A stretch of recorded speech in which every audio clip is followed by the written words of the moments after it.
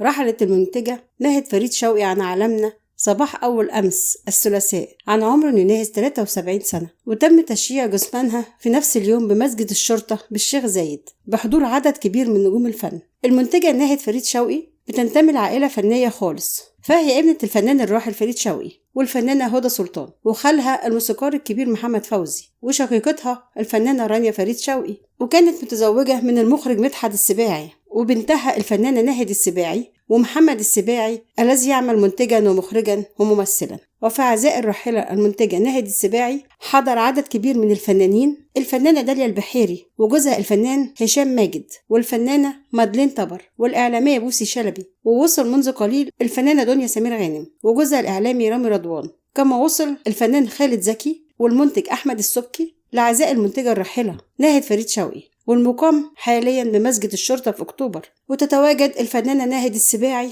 الآن لتلقي عزاء أمها الراحلة ناهد فريد شوقي، وحضرة الفنانة إيمان العاصي والفنان سيد رجب والفنانة فيفي عبده لتقديم واجب العزاء في الراحلة المنتجة ناهد فريد شوقي. وحرصت الفنانة رانيا فريد شوقي شقيقتها وجوزها تامر الصراف والفنان محمد السباعي ابن الراحلة وزوجته الفنانة آية سماحة على استقبال المعزيين. رحم الله المنتجة ناهد فريد شوقي وألهم العزاء لأسرتها.